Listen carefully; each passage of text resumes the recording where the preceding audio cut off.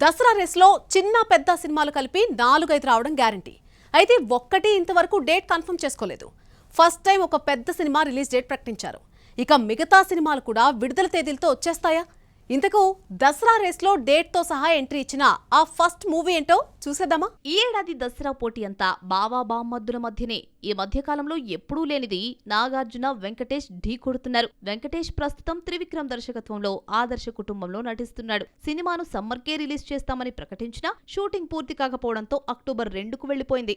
దసరాకు ఆదర్శ కుటుంబం వస్తుందా రాదా అన్న డౌట్ కు నిర్మాతలు చెక్ పెట్టి రిలీజ్ డేట్ తో పాటు వెంకటేష్ ఫ్యామిలీ ఫోటోలను రిలీజ్ చేశారు. భార్యగా శ్రీనిధి శెట్టి, కూతురు కొడుకుతో టైటిల్ ఆదర్శ కుటుంబంకు జస్టిఫై చేసే స్టిల్ రిలీజ్ చేశారు. వెంకటేష్ మరోవైపు అనిల్ రావిపూడి దర్శకత్వంలో నటిస్తున్నాడు. ఆదర్శ కుటుంబం అక్టోబర్ 2న వస్తుంటే అనిల్ రావిపూడి చిత్రం 2027 సంక్రాంతికి రిలీజ్ అవుతోంది. 3 నెలల గ్యాప్ లో వెంకటేష్ 2 సినిమాలతో రావడంతో ఫ్యాన్స్ ఫుల్ జోష్ గా ఉన్నారు. సినిమా హిట్ అయినా ఫ్లాప్ అయినా సెలవుల్లో వస్తే 4 కలెక్షన్స్ వెనకేసుకుంటాయి.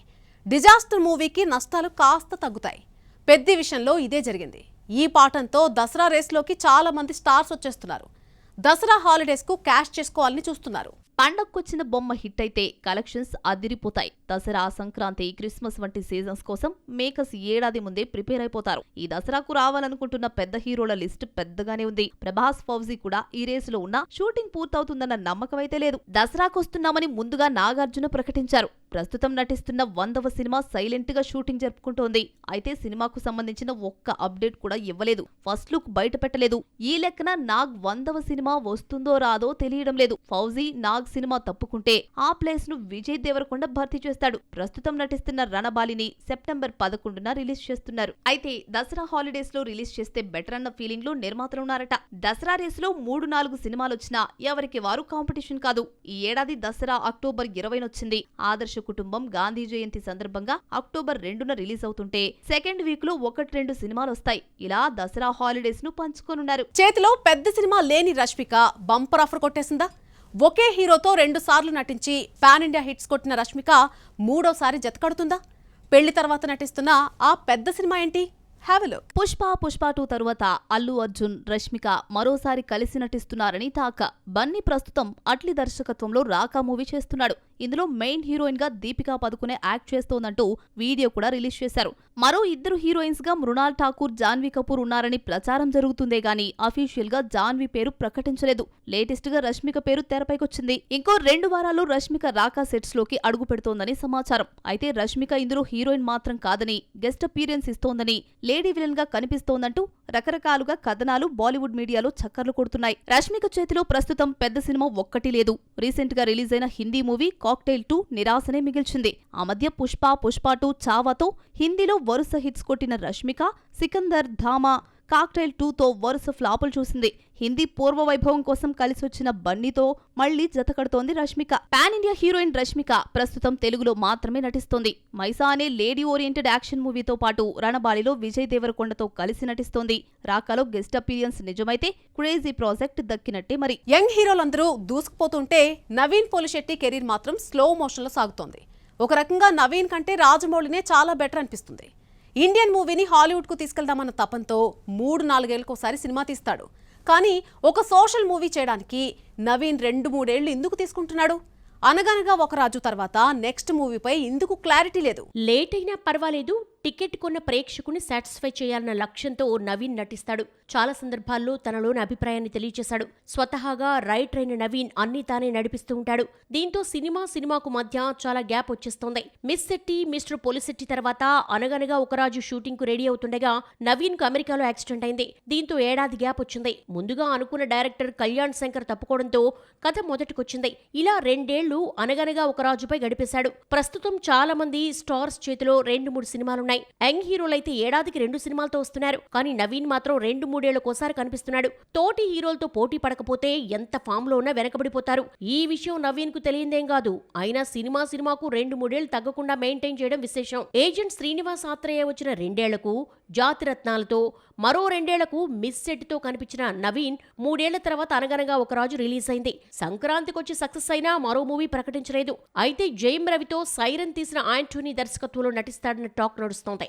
సైరన్ హిట్ కాకపోయినా దర్శకుడికి మంచి పేరొచ్చింది. మిస్ సెట్ తీసిన మైత్రి మూవీ మేకర్సే నవీన్తో ఈ కొత్త ప్రాజెక్ట్ ప్లాన్ చేస్తున్నట్టుగా తెలిసింది. రీసెంట్ గా క్రేజీ డైరెక్టర్స్ లోకేష్ కనగరాజ్, రిషబ్ శెట్టి, ప్రశాంత్ నీల్తో 5,500 కోట్ల సినిమా అంటూ నవీన్ సందడి చేసిన వీడియోలో మైత్రి నిర్మాత నవీన్ కూడా ఉండడంతో బ్యానర్ కన్ఫర్మ్ అయినా సెట్స్ పై ఎప్పుడొస్తుందో తెలీదు. ఒకవేళ రెగ్యులర్ షూటింగ్ మొదలైన భారీ విఎఫ్ఎక్స్ వర్క్ ఉన్న ఈ సోషల్ మూవీ ఎప్పుడు పూర్తవుతుందో తెలీదు. 2 ఏళ్లు గడవక ముందు థియేటర్స్ లో అడుగు పెడతాడో లేదో చూడాలి మరి. మహేష్ బాబు బర్త్డే వస్తుందంటే చాలు ఎన్ని పాత సినిమాలు రిలీజ్ అవుతున్నాయా అని సూపర్ స్టార్ ఫ్యాన్స్ వెయిట్ చేస్తారు. August 9 Mahesh Babu birthday. 2 నెలల ముందే ఒక బ్లాక్ బస్టర్ మూవీ రిలీజ్ ను ప్రకటించేశారు. అదేంటో చూద్దామా. మహేష్ బాబును ఫ్లాపులు వెంటాడుతున్న టైంలో వచ్చిన దూకుడు సక్సెస్ కాదు, బ్లాక్ బస్టర్ ఎలా ఉంటుందో చూపింది. పోకిరి వంటి సూపర్ హిట్ తర్వాత వచ్చిన సైనికుడు, అతిథి, కలేజా నిరాశపరిచాయి. 2011 సెప్టెంబర్ 23న రిలీజ్ అయిన దూకుడుతో అదిరిపోయే హిట్ అందుకున్నాడు మహేష్. శ్రీను వైట్ల దర్శకత్వంలో వచ్చిన ఈ సినిమా యాక్షన్ ఎంటర్టైన్మెంట్ గా ఆకట్టుకుంది. దూకుడు తమన్ కు స్టార్డమ్ తీసుకొచ్చింది. అప్పటికే హిట్స్ ఇచ్చిన ఈ సినిమాతో మ్యూజికల్ హిట్ అందుకున్నాడు. ఆల్బంలో 1-2 పాటలు కాకుండా అన్ని క్యాచీ ట్యూన్స్ ఇచ్చాడు తమన్. దూకుడు 7 నందులు వరించడం విశేషం. బెస్ట్ పాపులర్ మూవీగా, బెస్ట్ యాక్టర్ గా మహేష్, సపోర్టింగ్ యాక్టర్ గా ప్రకాష్ రాజ్, కమెడియన్ గా ఎంఎస్ నారాయణ, ఎడిటర్ గా ఎంఆర్ వర్మ, ఫైట్ మాస్టర్ గా Vijayan, best screen play writer గా శ్రీను వైట్ల నంది అవార్డులు అందుకున్నారు. మహేష్ కొత్త సినిమా రిలీజ్ అయి 2 ఏళ్లు దాటింది. 2024 సంక్రాంతికి వచ్చిన సినిమా తర్వాత వారణాసిలో బిజీ అయిపోయాడు మహేష్. 2027 ఏప్రిల్ 7న వారణాసి రిలీజ్ కానుంది. అప్పటి వరకు మహేష్ ఫ్యాన్స్ కు రిలీజ్ మూవీసే పండుగ. మరి ప్రిన్స్ బర్త్డే నాడు దూకుడుతో పాటు ఏ సినిమాలు వస్తాయో చూడాలి మరి. ప్రభాస్, అల్లు అర్జున్, ఎన్టీఆర్, రామ్ చరణ్ వంటి స్టార్సే కాదు, నిఖిల్, తేజ సజ్జా వంటి యంగ్ హీరోస్ కూడా బాలీవుడ్ లో సత్తా చాటారు. అక్కడ హిట్ కొట్టాల్సిన ఛాన్స్ తెలుగు దర్శకులకు వచ్చింది.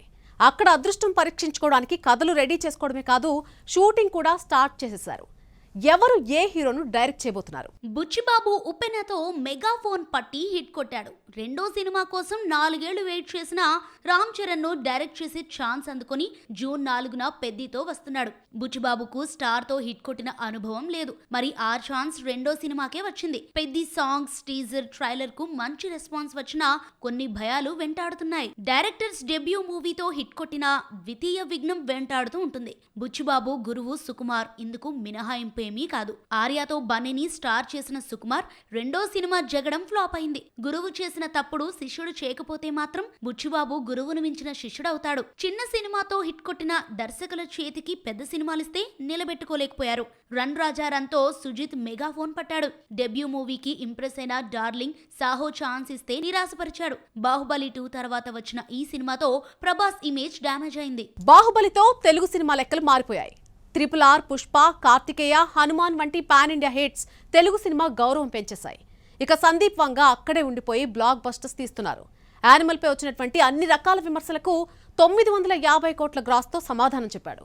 రాజమౌళి వేసిన దారిలో చాలా మంది డైరెక్టర్స్ ప్రయాణం చేస్తూ పాన్ ఇండియా మూవీస్ చేస్తున్నారు. హిట్ తర్వాత వచ్చిన బంపర్ ఆఫర్ ను నిలబెట్టుకోలేకపోయిన మరో దర్శకుడు బాబీ. రవితేజతో తీసిన పవర్ తో మెగాఫోన్ పట్టి కమర్షియల్ డైరెక్టర్ అనిపించుకున్నాడు. ఆ వెంటనే పవన్ తో సర్దార్ గబ్బర్ సింగ్ తీస్తే డిజాస్టర్ చూడాల్సి వచ్చింది. ద్వితీయ విఘ్నంతో చాలా మంది దర్శకులు అప్సెట్ అయ్యారు. ఆదితో సూపర్ క్రేజ్ తెచ్చుకున్న వినాయక్ కు బాలకృష్ణ, చెన్నకేశవరెడ్డి ఇస్తే కమర్షియల్ గా వర్కౌట్ కాలేదు. బద్రితో మెగాఫోన్ పట్టిన పూరి జగన్నాథ్ 2వ సినిమా బాచీతో చేతులెత్తేశాడు. సుకుమార్, వినాయక్, పూరి జగన్నాథ్ అనే కాదు, చాలా మంది దర్శకులను ద్వితీయ విఘ్నం వెంటాడింది. అయితే ద్వితీయ విజ్ఞానాన్ని జయించిన దర్శకులు కూడా ఉన్నారు. రాజమౌళి, కొరటాల శివ, సందీప్ వంగ, అనిల్ రావిపూడి వంటి దర్శకులు వరుస హిట్స్ తో విజయ యాత్ర కొనసాగించారు. బుచ్చిబాబు పెద్దితో హిట్ కొట్టి వీళ్ల లిస్ట్ లో చేరుతాడేమో చూడాలి మరి. ఇది వాటి బాక్స్ ఆఫీస్. రేపు మరిన్ని మూవీ అప్డేట్స్ తో మళ్ళీ కలుసుకుందాం. Until then keep watching NTV.